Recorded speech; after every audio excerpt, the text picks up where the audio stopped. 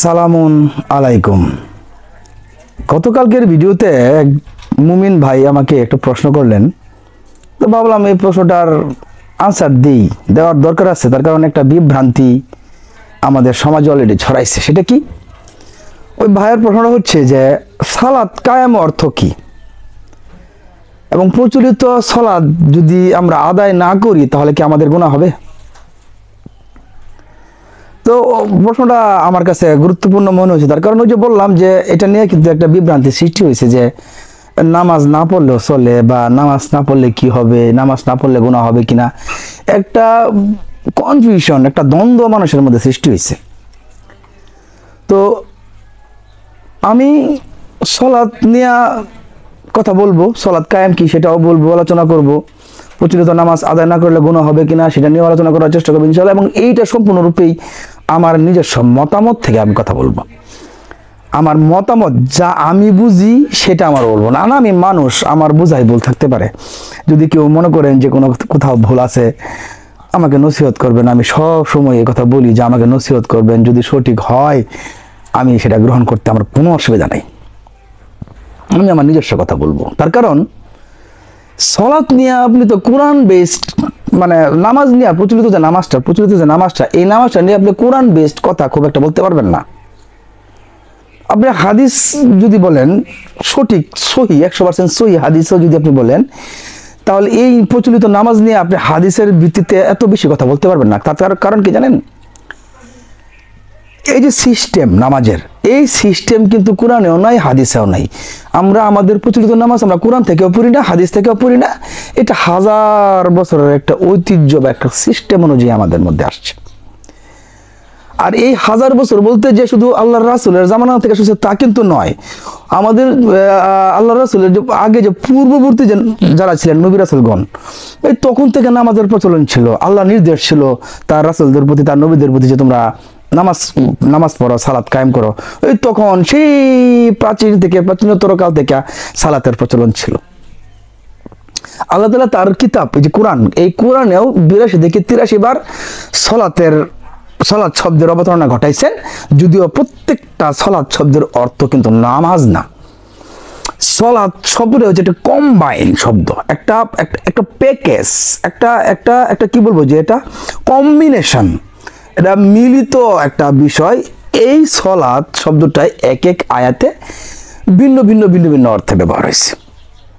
তবে মোটা দাগে সালাত শব্দের অর্থ যদি আমি করি, মোটা দাগে ওভারঅল যদি একটা কম্বাইন্ডার নাম যদি দিই, তাহলে আমি বলতে পারি যে সালাত শব্দের অর্থ সৎ কাজ, ভালো কাজ বা সৎ কাজ। নামাজ সেটা তো সৎ কাজ, ভালো কাজ। তাহলে সালাত শব্দের অর্থ হচ্ছে সৎ কাজ, ভালো কাজ। আর আল্লাহ তাআলা বলতেছেন সালাত কায়েম করো। কায়েম শব্দের অর্থ হচ্ছে মজবুত করা, দৃঢ় করা, শক্তিশালী করা, প্রতিষ্ঠিত করা।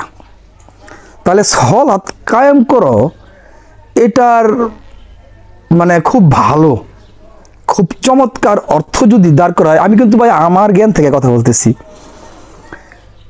খুব চমৎকার এবং ভালো অর্থ যদি দাঁড় করায়, তাহলে দাঁড়ায় সৎ কাজ প্রতিষ্ঠিত করা। সত্য কথা বলো, অপরের হক নষ্ট করো না, ছোট ভাই বোনের হকটা তাকে সুন্দর মতো বুঝায় দাও, আমানত রক্ষা করো, তোমার জবান থেকে তোমার প্রতিবেশী মুসলিম ভাইজন হেফাজত থাকে সেই চেষ্টা করো, চোখের হেফাজত করো, জিহ্বার হেফাজত করো, যত ভালো কাজ আছে দান করো, যাকাত দাও, হজ করো, নামাজ পড়ো, সমস্ত কিছু সৎ কাজ হিসেবে সালাতের অন্তর্ভুক্ত। সালাত কায়েম করো এর অর্থ যদি মোটা দাগে আলোচনার সুবিধার্থে দাঁড় করায়, তাহলে হচ্ছে সৎ কাজ প্রতিষ্ঠিত করো।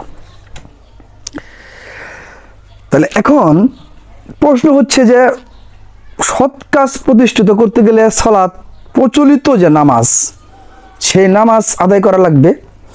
আর সেই নামাজ যদি কেউ আদায় না করে তাহলে তার গুনাহ হবে কিনা, প্রশ্নটা ছিল এরকম। তো এখন দেখেন, আপনি বুঝেন গুনাহ হবে কিনা।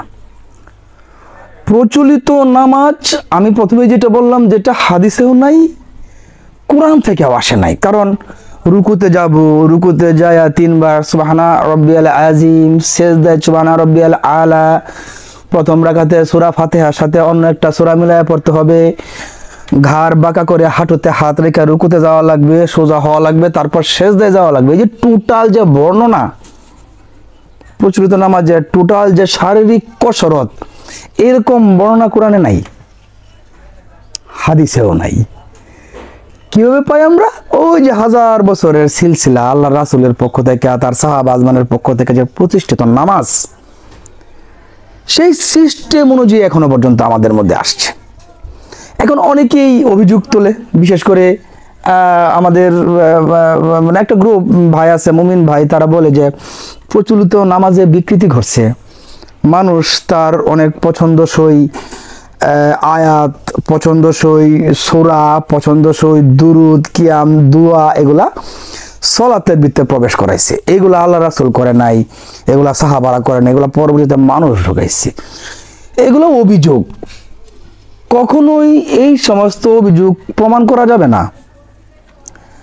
আর আরেকটা বিষয় আমি আপনাদেরকে বলি, যেহেতু আল্লাহ তাআলা বলছেন নামাজ পড়ো, সালাত পড়ো, সালাত কায়েম করো, নামাজ পড়ো, আর উনি নামাজ পড়ার কথা বললেন, কিন্তু সঠিকভাবে যে শারীরিক কসরত যেটা বললাম, রুকু এবং সেজদা, শারীরিক কলা কৌশলের বিবরণ তিনি কিতাবে দেন নাই, কিন্তু বললেন যে তোমরা সালাত কায়েম করো।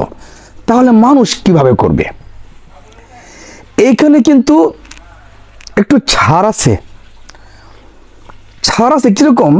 আল্লাহ তাআলা তার ফেরেশতার মধ্য দিয়া তার নবী রাসূলগণকে নামাজ শিখাইছেন যে তোমরা এইভাবে নামাজ পড়ো। কোনো না কোনো ফরম্যাটে তো নামাজটা আসছে, যেহেতু পূর্ববর্তী নবী রাসূলগণের উপরেও নামাজ ফরজ ছিল, তাহলে ফরম্যাটটা আসছে। আর নবী রাসূলরা একেবারে এটা 100% সত্য বা 100% সঠিকভাবে এটা আপনি ধরে নিতে বাধ্য হবেন যে নামাজের মতো বড় একটা ইবাদতের শারীরিক কৌশলের সিস্টেম এটা আল্লাহর পক্ষ থেকে আসছে, যেভাবে হোক আসছে, আল্লাহ রাসূলের উপরও আসছে, অথবা তার আগের যে নবী রাসূলগণের উপর, তাদের উপর কিন্তু এই সিস্টেমটা আসছে এবং সেই অনুযায়ী তারা নামাজ কায়েম করছেন। কিন্তু কালের পরিক্রমায়, 1000 বছরের ঘটনার পরিক্রমায় নামাজের মধ্যে কিছু কিছু বিকৃতি ঘটে গেছে বলে এক শ্রেণীর মানুষ অভিযোগ করে। তো কি সমস্যা হবে যদি বিকৃতি ঢুকেই থাকে? যদি মানুষ তার পছন্দসই দোয়া দুরুদ নামাজের ভিতরে প্রবেশ করাই থাকে, তাতে কি ক্ষতি হবে? আল্লাহ তাআলা যেহেতু 100% সিস্টেমটা কোরআনে দেয় নাই, কিন্তু নামাজ পড়ার কথা বলছে, আমরা নামাজ আদায় করতেছি, প্রচলিত নামাজ চলতেছে, প্রচলিত নামাজ চলবে, কিয়ামত পর্যন্ত চলতেই থাকবে। আল্লাহর নির্দেশ সালাত, নামাজ আদায় করো। যত ধরনের অভিযোগ থাকুক না কেন, যত ধরনের বিকৃতি থাকুক না কেন, অভিযোগ অনুসারে নামাজ পড়া লাগবে। আল্লাহ তাআলার হুকুম পূর্ববর্তী উম্মতের উপরও ছিল, আমাদের উপরেও এই হুকুম আছে, নামাজ পড়াই লাগবে। এখন যারা অভিযোগ করে প্রচলিত নামাজে গন্ডগোল আছে, এই অভিযোগের অর্থ এই না যে আপনি নামাজ থেকে বিরত থাকবেন।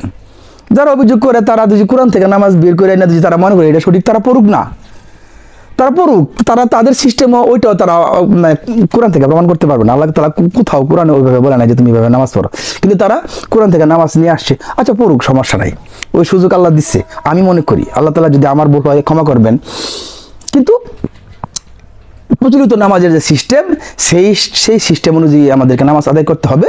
নামাজ ছাইড়া দিলে গুনাহ হওয়ার সম্ভাবনা আছে, গুনাহ হবে। যে আল্লাহ তাআলার নির্দেশ কোরআনে যে তুমি নামাজ কায়েম করো, নামাজ পড়ো, তাহলে এটা নামাজ কায়েম করা লাগবে, নামাজ পড়া লাগবে। যদি নামাজ না পড়ি তাহলে আল্লাহর আদেশ অমান্য করা হইল, আর আল্লাহর আদেশ অমান্য করলে গুনাহ হওয়ার সম্ভাবনা আছে।